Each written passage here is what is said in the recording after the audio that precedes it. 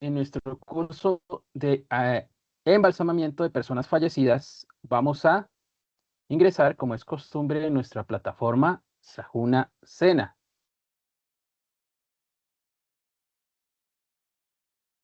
Ya estando en el curso, vamos a ir hacia abajo, haciendo todo el recorrido que hemos seguido todos estos días, hasta llegar a la carpeta Actividad de Aprendizaje Guía número 1. En esta carpeta, recuerden, tenemos nuestro documento guía, el documento principal que nos dice qué hacer y cómo hacerlo. Los documentos o materiales de formación, introducción a la tanatopraxia, embalsamamiento de persona fallecida y aproximación a la tanatoestética.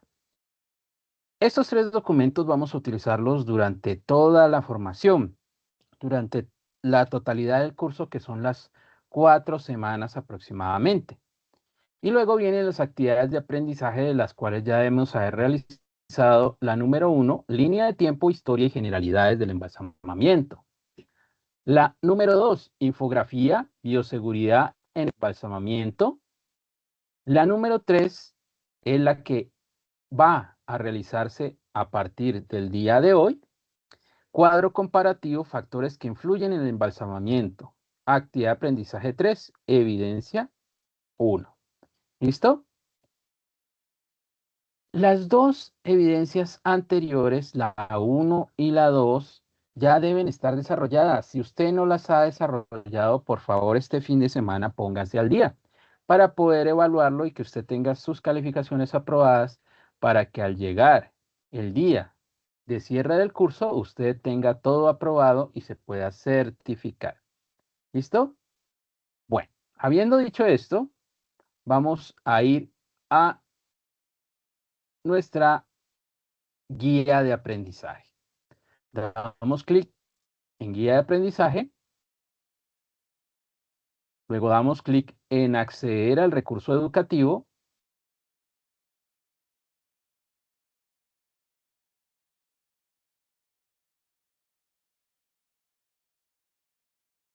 Ok, bueno, ya estamos en nuestra guía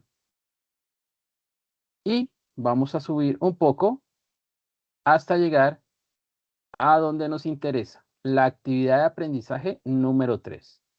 Me disculpan, yo voy a aumentar un poquito el tamaño de la letra para poderle leer sin esforzar tanto mi vista y para que todo sea más claro.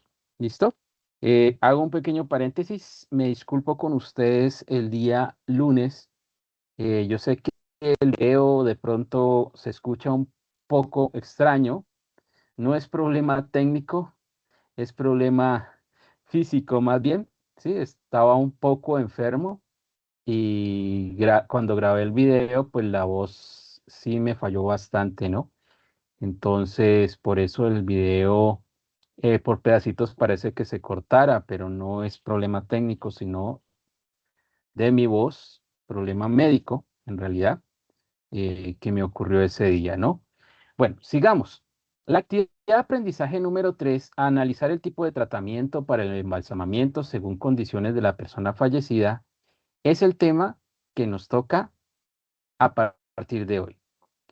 Una vez cesan las actividades físico-químicas de un cuerpo, ocurren cambios naturales en el cadáver.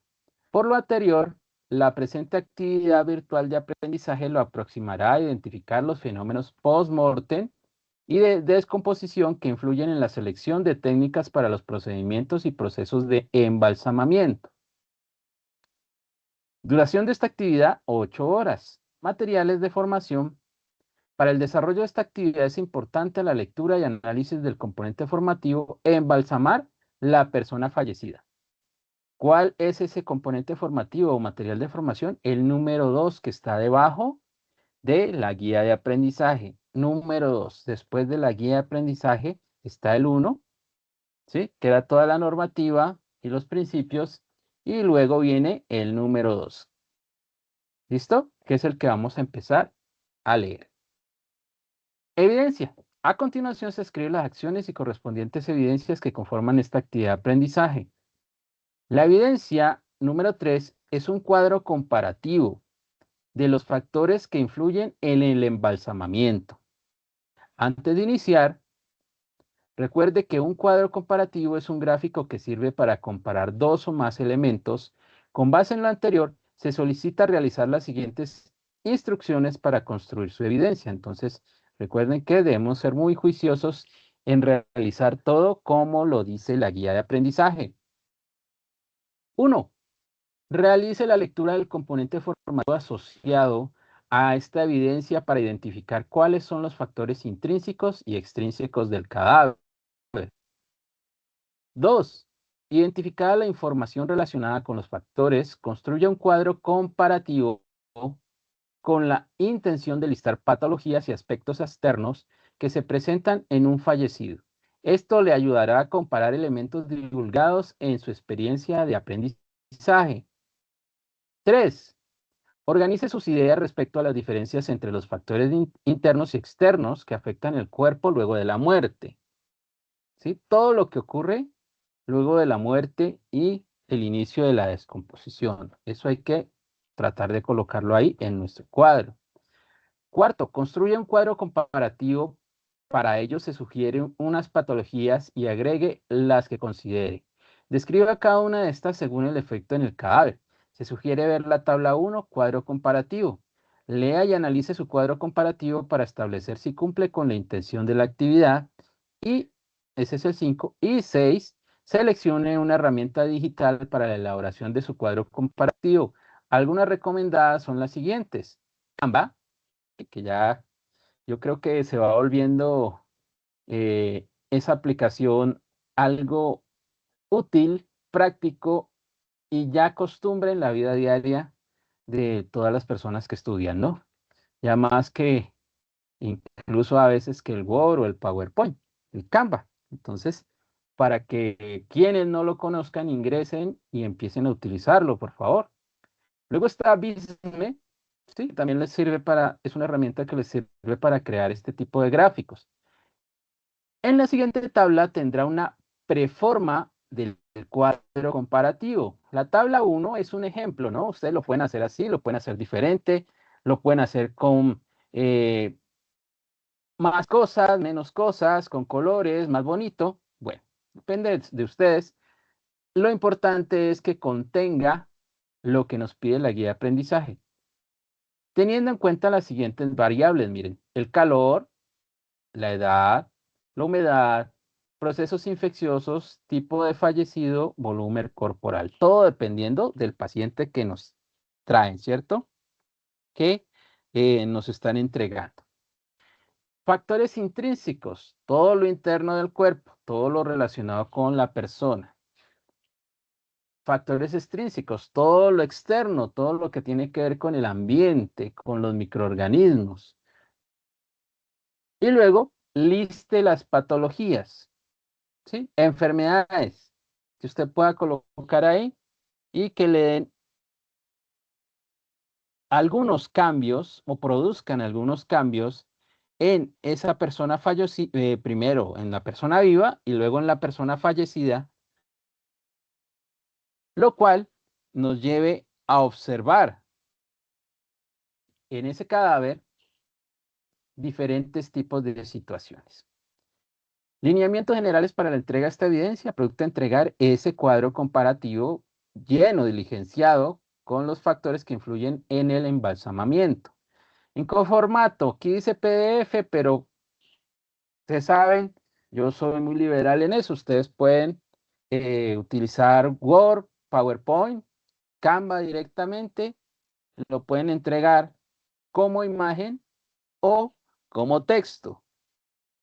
Y si ustedes lo desean, lo convierten en formato PDF. ¿Listo? Para hacer el envío, nos tenemos que dirigir ¿a dónde? A la carpeta actividad de aprendizaje guía. Buscamos la actividad de aprendizaje 3, cuadro comparativo, factores que influyen en el embalsamamiento. Doy clic en ese enlace y al ingresar me encuentro un cuadro de texto. En ese cuadro de texto solo saludo al instructor y le digo que voy a entregar. Debajo de él está el botón para anexar mi archivo, mi evidencia, mi trabajo. ¿Listo? y luego me dirijo más abajo para dar clic en el botón de enviar para que quede guardado, cargado y entregado mi trabajo y no tenga inconvenientes.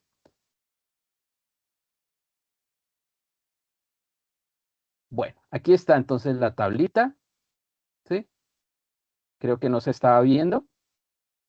Miren, entonces, este es el ejemplo. Tengo aquí las variables, aquí tengo los factores internos de la persona, los externos de las personas y algunas patologías que ustedes van a colocar. ¿Listo? Bueno, si se dan cuenta, ahí ya sigue la actividad de aprendizaje número 4, la cual pues es otra actividad a realizar. Entonces, en este momento no la vamos a tener en cuenta, sino hasta la próxima semana. Me regreso a nuestra plataforma Sena Sajuna.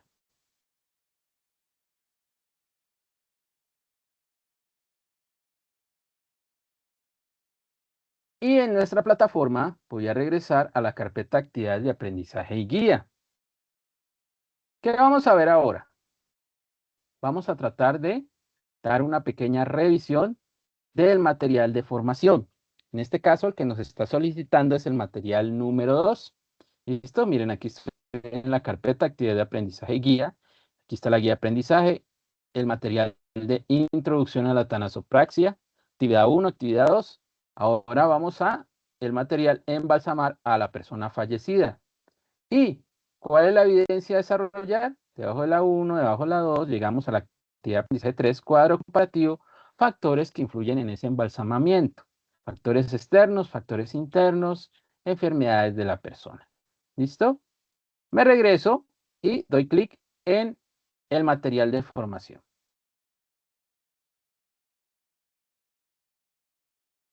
Doy clic para acceder al recurso educativo. Espero no se nos quede como hace un momento, a ver si cambia la pestaña. Ah, creo que ahora sí. Listo. Embalsamar la persona fallecida. El presente componente de formación surge de la necesidad de identificar el proceso que se realiza para el embalsamamiento de un cadáver de acuerdo a la normativa vigente y protocolos técnicos. En este proceso se involucra la identificación de químicos que contribuyen a retardar la descomposición del cuerpo para que se realice su ritual de despedida. ¿Listo? Bienvenido. Pues aquí están los contenidos diferentes, pero vamos a ir directamente a ellos dando clic en ver contenido. Introducción. Apreciado aprendiz, bienvenido a la experiencia de aprendizaje pensada en el segundo momento del proceso de embalsamamiento. Para iniciar esta, se invita a que se revise el siguiente recurso de aprendizaje. Esta experiencia de aprendizaje se enfoca en la realización de los embalsamamientos del cadáver de acuerdo con los protocolos establecidos. En esta práctica histórica debe reconocer los cambios que suceden en un cuerpo después del cese de la actividad biológica y físico-química. Uno de esos cambios es la acción, un proceso natural que lleva a reducir el cuerpo sin vida mínima. Debido a lo anterior, surge la necesidad del desarrollo de conocimientos, habilidades y actitudes en las personas que están interesadas en continuar su proyecto laboral en el servicio funerario. Como es de su conocimiento, el proceso de embalsamamiento o tanatopraxia es una práctica central de servicio funerario porque de ella depende la realización del traslado final del cuerpo sin comprometer la salubridad de las personas que estuvieron involucradas en el traslado inicial e intermedio y final del mismo. Recuerde que el proceso de embalsamamiento que se desarrolla en 3 momentos, desinfección, preservación química y tanatoestética, debe cumplir con el uso de elementos de bioseguridad para protegerse de uno o varios riesgos que pueden llegar a estar presentes. Sigamos. La muerte en la tanatopraxia. La muerte como una experiencia. Desde miles de años, el hombre ha realizado rituales para darle explicación a los fenómenos que ocurren en la cotidianidad de la vida, como nacer, crecer y morir, siendo de estos la muerte una experiencia rodeada de tabú y explicaciones en todas las religiones, culturas y épocas del ser humano. Históricamente, se tiene evidencia de incluso desde la época de los neandertales, aproximadamente 400.000 años antes de Cristo, que se realizaban prácticas con los muertos, empezando por sus cuidados hasta su despedida. El tratamiento que se le realiza a los cuerpos muertos ha marcado grandes momentos de la humanidad. En todos los tiempos y en todas las culturas se han realizado procesos para preservar el cuerpo y los vivos han realizado rituales de despedida. En la actualidad, se sigue procesos para detener temporalmente la descomposición natural del cuerpo, en la que sus familiares o allegados pueden hacer un ritual de despedida. Toda esta historia y evolución que ha tenido hasta el momento actual y en Colombia devela la necesidad de profesionalizar el sector funerario para conservar los rituales funerarios y el trato digno a la muerte, ayudando así al trámite del duelo de las personas que quedan. Etimológicamente hablando, la muerte viene de la raíz latina mors o mortis, que significa fin o ausencia de vida. La muerte entonces es la finalización de todas las funciones vitales del organismo, como circulación, respiración, sistema nervioso central y lo conectivo. Esto es decir, que el fallecimiento de un cuerpo humano es un proceso que implica cambios químicos y físicos involucrados en el fin de una vida orgánica. La muerte es la interrupción definitiva de las funciones vitales y la relación de un ser humano con el contexto social. A continuación, se exponen algunas descripciones de la muerte en el contexto biológico. Se sugiere leer con atención las características con la intención de que establezca diferencias y similitudes entre estos conceptos. Muerte celular. Todos los organismos pluricelulares tienen mecanismos de regulación durante todo su ciclo de vida, en los que las células son creadas por división de las mismas células y otras son programadas para morir. En el campo celular existen dos muertes, la apoptosis y la autofagia. La apoptosis es el tipo principal de muerte celular que ocurre en condiciones normales y controladas como el crecimiento. Es la división celular, ¿no? Y la autofagia es que la cual ayuda a las células como mecanismo de defensa del organismo al eliminar células que ya no sirven o son defectuosas. En esto o a esto se le llama autodigestión controlada y no produce inflamación ni dolor. Es la, digámoslo, el reciclaje progresivo lento de la célula cuando ya deja de funcionar, ¿sí? Y que deja al final unos elementos que son reutilizados por el mismo organismo. En ocasiones, las células más específicas como las del cerebro o músculos también pueden morir debido a las patologías que tenga la persona, como la necrosis, síncope, asfixia y muerte aparente. Necrobiosis, la muerte del tejido por organismos vivos que nos atacan, microbios, ¿sí? Bacterias, virus, hongos o parásitos. La necrosis es la muerte celular por cualquier tipo de enfermedad, ¿sí? Eh, Hay enfermedades que afectan, por ejemplo, la circulación y una célula que no tenga alimento, agua y oxígeno se seca y muere. Las quemaduras producen necrosis también. El síncope es la muerte celular cuando la persona sufre un desmayo, un momento en el cual la circulación y el sistema nervioso pueden dejar de funcionar. La asfixia, cuando una persona muere por no poder respirar, ya sea por enfermedades que afectan el sistema respiratorio o por atragantamiento con alimentos o por inmersión en agua dulce o salada, es decir, el ahogamiento. Y la muerte aparente que es la muerte, que se puede dar por situaciones naturales, ¿sí? Por simplemente envejecimiento. El estado agonal, el estado de transición entre la vida y la muerte es el estado agonal, donde el moribundo presenta algunos síntomas visibles tales como músculos y funciones de los esfínteres que se relajan completo. Se genera un sonido respiratorio tipo gorgoteo que se produce en la garganta debido a la acumulación de mucosas. También hay espasmos musculares y pérdida de la lucidez mental, ¿sí? Es el momento previo a la muerte. Muerte biológica, perdón, o muerte somática, es la muerte celular.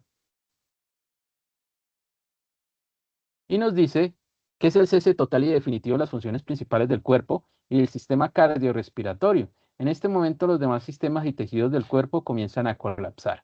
Una vez que un sistema principal de nuestro cuerpo, un sistema vital como el circulatorio, el nervioso, el respiratorio, deja de funcionar, empiezan a fallar y dejan de funcionar los otros dos principales que acabo de nombrar. Y después de eso, pues el resto de sistemas de nuestro cuerpo también dejan de funcionar. Esto nos lleva a la muerte. Después está la muerte cerebral. El cerebro está dividido en dos partes, corteza y tallo cerebral. La muerte cerebral ocurre cuando hay un daño en el tallo cerebral. Esta es la parte que está encargada de controlar las funciones principales del cuerpo y la conciencia. El fallo en el tallo cerebral detiene las funciones de los pulmones y el corazón.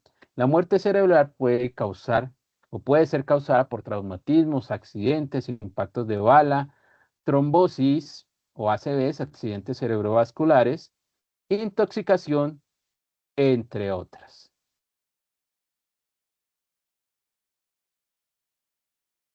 ¿Cuál es la diferencia entre estas dos muertes cerebrales, corteza y tallo? En la corteza usted puede tener un daño de los hemisferios cerebrales, que es la parte grande de nuestro cerebro, lo más visible, lo más conocido, y eso puede afectar su cuerpo por partes, ¿sí? Un lado, los dos lados, la parte inferior, la parte superior, un tipo de órganos en específico, un tipo de sistema, y los otros puede que sigan funcionando. Aunque hay momentos en los que el daño es tan grande que se daña completamente la función del cerebro, más sin embargo, por debajo del cerebro tenemos sistemas que funcionan con sistemas o formas reflejas. Por lo tanto, el cuerpo sigue funcionando, más nuestro cerebro ya no está vivo. ¿Sí? Esa es la diferencia entre la muerte por afectación de la corteza cerebral y la muerte por afectación del tallo. El tallo es la parte baja, la parte que está adentro de nuestro cerebro, el eje, el interior, y colita que sale por detrás y que se alarga y luego se convierte en la médula espinal. Todo eso, si se daña, da una muerte inmediata y total de todos los sistemas. Por eso ahí dice que se afecta directamente pulmones y corazón. El estado de coma, miren, el estado de coma no es un estado en que estemos en muerte, solo estamos en una suspensión de nuestra vida como la conocemos. Aquí yo difiero un poquito del concepto. Les voy a leer. Esta muerte surge cuando la corteza cerebral se altera o se daña.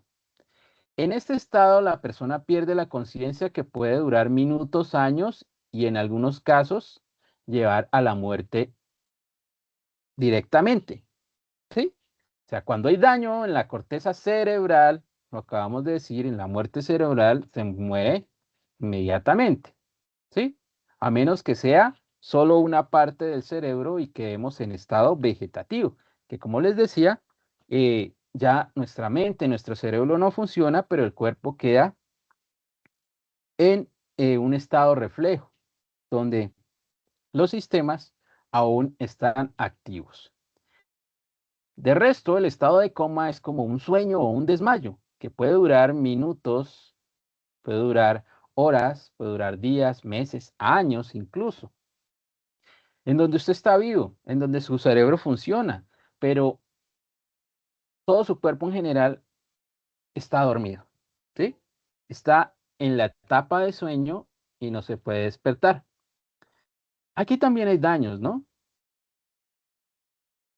En términos generales, una persona en coma puede percibir estímulos, miren, todavía está vivo, claro, a los cuales su cuerpo puede dar respuestas. Y este se puede medir con el uso de la escala de Glasgow, en el que se mide el coma en un rango de 3 a 15. Siendo el 3 el indicador de un coma profundo y 15 indica que está consciente. Entonces, la calificación más baja es 3 y la más alta es 15 de 15. ¿Sí? Un 3 sobre 15 podríamos decir que la persona está muerta. ¿Sí? Es un daño cerebral, es una muerte cerebral.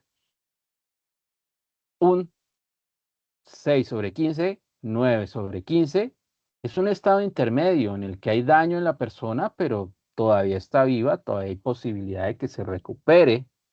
¿Sí? Eso es un estado cambiante intermedio. Luego un estado de 12 sobre 15, 13 sobre 15, 15 sobre 15, es un estado en el que la persona está despierta, activa, con todas las funciones completas. Y en el caso del 15-15 es que es capaz o está despierta y consciente y es capaz de entablar una conversación, reaccionar ante estímulos, caminar, moverse con todo control, ¿no? Bueno, luego viene la muerte celular post-mortem. Un segundito que nos cambie aquí. Bueno, ahora sí. En este caso, todas las células con funciones específicas del cuerpo mueren al no tener oxígeno y nutrientes. Este proceso ocurre a los pocos minutos u horas del fallecimiento de la persona. Así, las células cerebrales son las que primero mueren. Miren, a los 5 minutos nuestro cerebro empieza a morir. Las células musculares a las 3 horas. Por eso una persona fallecida aún puede moverse de forma refleja. Las células de los ojos, de la córnea, a las 6 horas. Por eso, si a usted le toman una foto del fondo del ojo, puede llegar a encontrarse la imagen que tenía la persona cuando murió, ¿sí? Lo que estaba viendo. Finalmente, los globos oculares mueren a las 6 horas también. Y todas las células del cuerpo, ¿sí? Y de la sangre.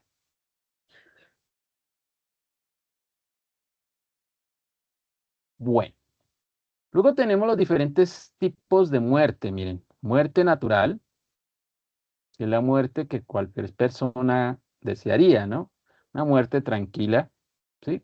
Me quedé dormido y como estoy ya a una avanzada edad, simplemente no desperté, ¿sí? Muerte violenta es aquella muerte que es producto de eh, la situación de nuestro país, ¿sí? Y es infringida por otra persona, otro ser o, ojo, un accidente también, ¿sí? Una muerte por accidente no es una muerte natural, es una muerte accidental y violenta. Luego está la muerte por establecer. Es esa muerte que no sabemos qué fue que ocurrió y por eso hay que investigarla. Por lo común, estas personas se llevan a el Instituto de Medicina Legal y ahí se les hacen muchas pruebas físicas y químicas para poder finalmente decir qué fue lo que ocurrió. ¿Listo? Signos de fallecimiento.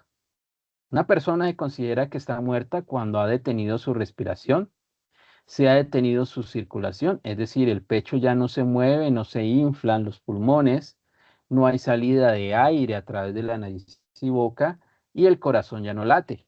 Adicionalmente, se inicia con una flacidez muscular. Usted quiere mover a la persona, pero es como una gelatina, todo está colgando, escurrido.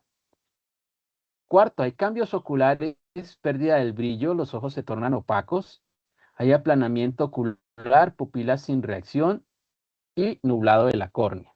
¿Sí? Ojos opacos, sin brillo, aplanados y sin reacción ante los estímulos de luz. Hay lividez cadavérica, es decir, se empiezan a tornar o a marcar las facciones de los huesos que están debajo de nuestra piel y músculo, ¿sí? Se notan cada vez mucho más. Luego, hay rigidez cadavérica. El cuerpo empieza a tornarse duro, difícil de mover y en la posición que se deje, ahí va a quedar, ¿sí? Luego hay enfriamiento del cuerpo. La pérdida de calor de nuestro cuerpo es lenta porque las células no mueren al mismo tiempo y ellas son las que producen el calor en nosotros. Entonces, a medida de que va pasando el tiempo, el cuerpo se va enfriando y finalmente inicia la descomposición.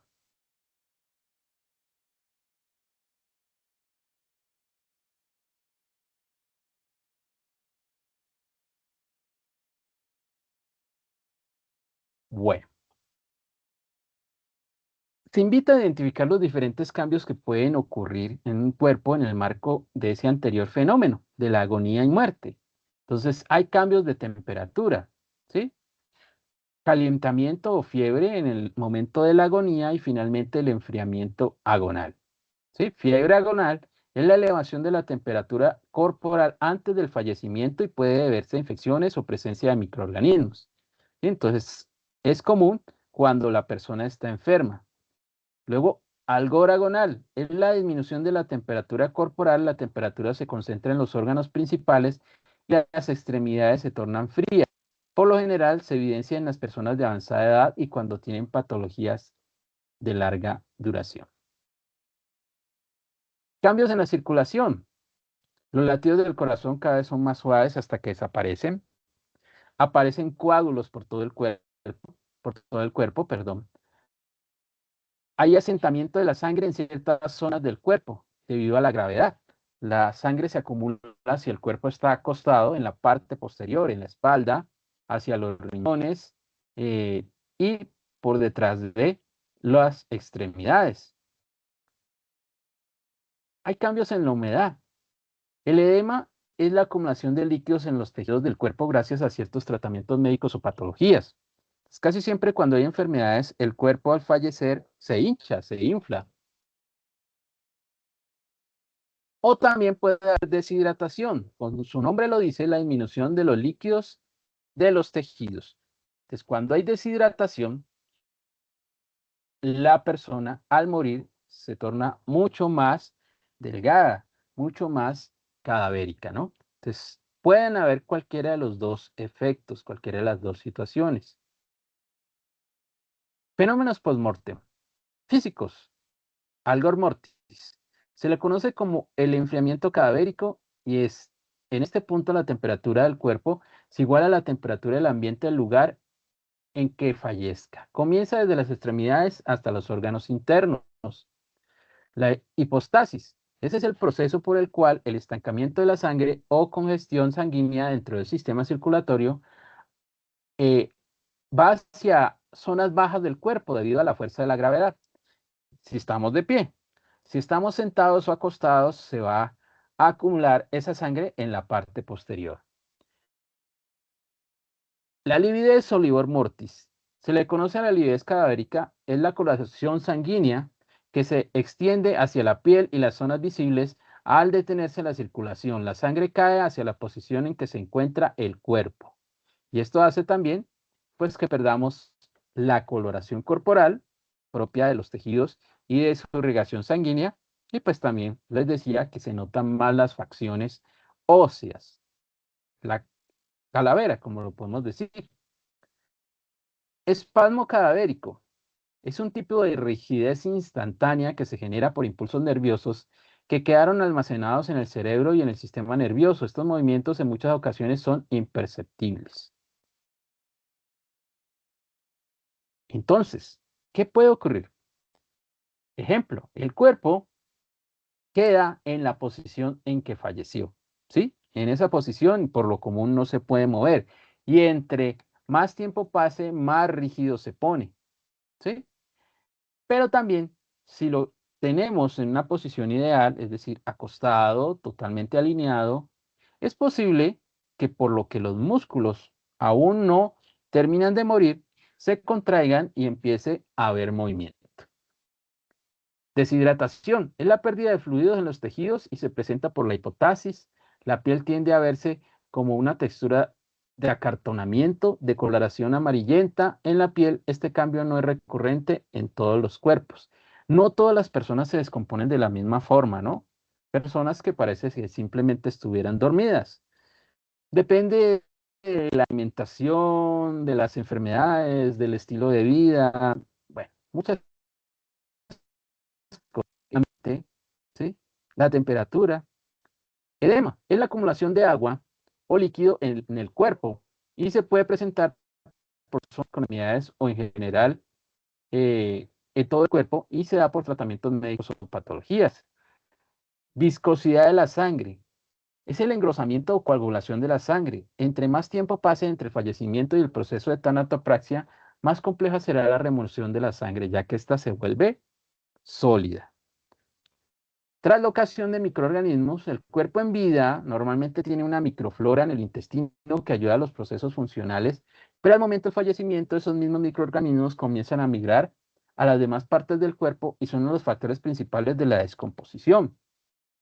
Es decir, las bacterias y virus que tenemos al interior de nuestro cuerpo en ciertas zonas, al morir el cadáver, ellos buscan dónde seguir viviendo y entonces empiezan a migrar, a viajar a otros órganos y aumentan la descomposición.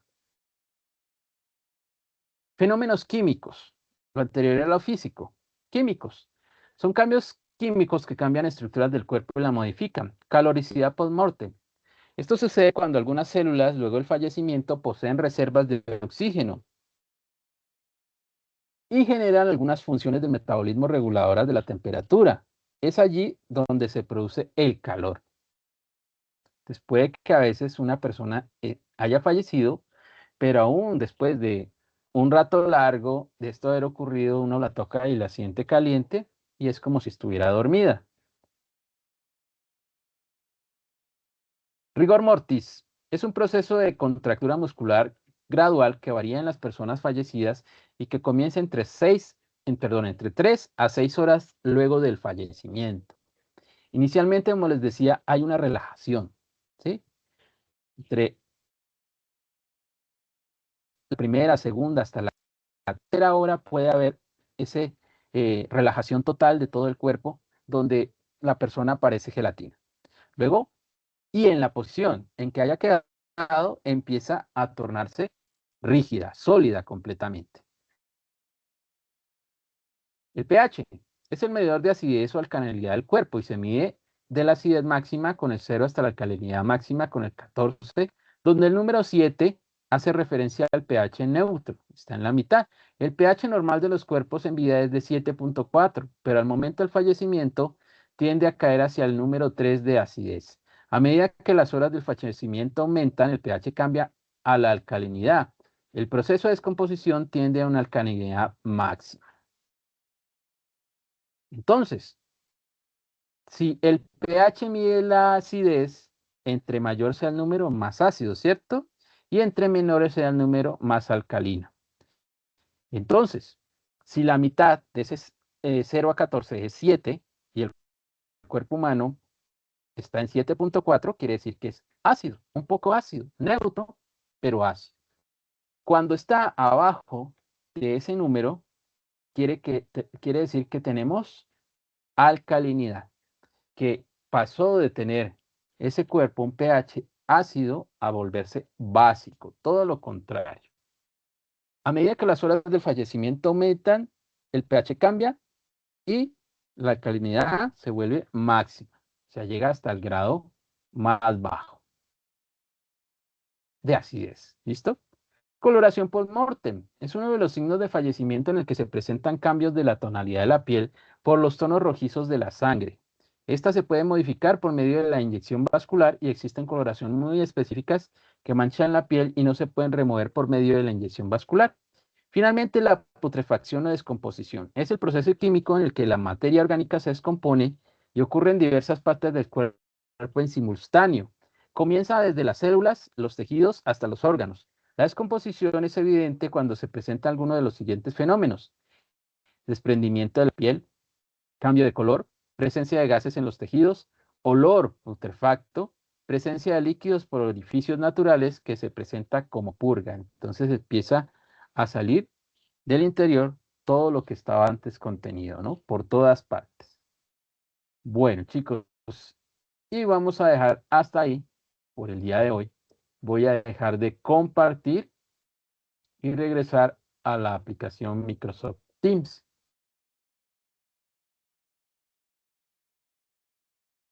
Bueno, espero este video nos haya salido bien y que lo puedan revisar. ¿Listo? Hasta luego, que estén muy bien.